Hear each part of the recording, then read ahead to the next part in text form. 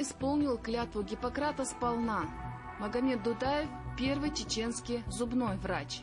Медицинская династия семьи Дудаевых продолжается уже 6-е поколение и берет истоки еще в XVIII веке. Самый старший основоположник династии Таклит Дудаев успешно практиковал еще в XIX веке в Санкт-Петербурге вместе со знаменитым Пироговым, а во время русско-турецкой войны был известен как искусный хирург. Дудаев Магомед Джабраилович родился 5 мая 1917 года в городе Грозном Тверской области. В 9-летнем возрасте начал учиться в школе детского городка города Грозного. В школе Мухаммад учился на отлично. Прекрасно знал русский язык, был очень послушным и любознательным. Прекрасно закончил школу, затем ФЗУ. После чего поступает на работу в больницу. Предварительно мать передала ему тщательно оберегаемые семейные секреты медицины, записанные Джабраилом, его отцом. Несмотря на его молодость, к нему относились с уважением, как к толковому и исполнительному работнику. Затем он оканчивает специальную школу и работает зубным техником. Стоматология в то время была, можно сказать, в зачаточном состоянии, и врачи причиняли своим пациентам адские боли. Но Мухаммад поставил перед собой цель – максимально облегчить страдания больных, что, оказывается, было тоже возможным, если хорошо владеть методом обезболивания.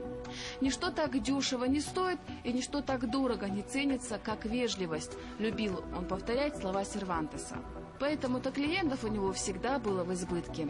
Вскоре он закончил мединститут в Тбилиси и получил диплом стоматолога.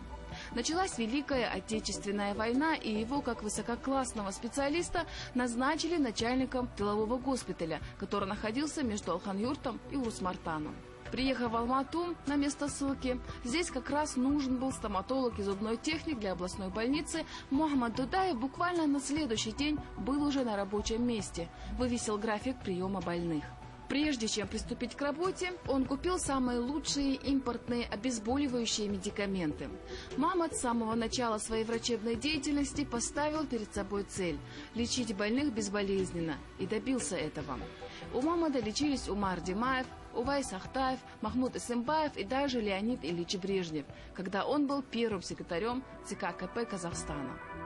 Дудаев становится со временем отцом большой семьи. 19 детей, 7 девочек и 12 мальчиков. Всем им он дал высшее образование. Проработал он в Алматинской областной больнице 34 года. Богатства не нажил, потому что бесплатно лечил всех, кто нуждался в его помощи, сам пережив все тяготы лишений. Знание рождает господ, а незнание плодит рабов. Мухаммад был талантливым стоматологом, отличным семьянином и исключительно порядочным человеком. О нем неоднократно писали в газетах. В Алмате в Государственном музее этой удивительной семье посвящена специальная экспозиция, как о самой большой медицинской династии в мире. Их сейчас в Алмате работает 18 человек, и все являются стоматологами широкого профиля. Умер Мухаммад рано, в возрасте 61 года, и похоронен в Урус-Мартане на Бенойском кладбище. Его сын Дудаев Саид Магомед Магомедович сегодня возглавляет династию, основанную Мухаммадом. В 1998 году он прошел научно-технический тренинг в США. В декабре 2000 года Ассоциация врачей-стоматологов Казахстана избрала его своим президентом. Вскоре ассоциация вошла во Всемирную медицинскую ассоциацию. Кстати сказать, эта семья была внесена в Книгу рекордов Гиннесса как самая большая медицинская династия в мире. Ее заслуги отмечены президентом Республики Казахстан Нурсултаном Назарбаевым. Жена Мухаммада Зоя награждена лично президентом Казахстана за образцовое воспитание детей. Интересный факт. Только за последние полвека в стоматологическом кресле Дудаевых побывала половина Алматы. По самым приблизительным прикидкам, за это время Дудаевы удалили примерно 4 200 000 зубов.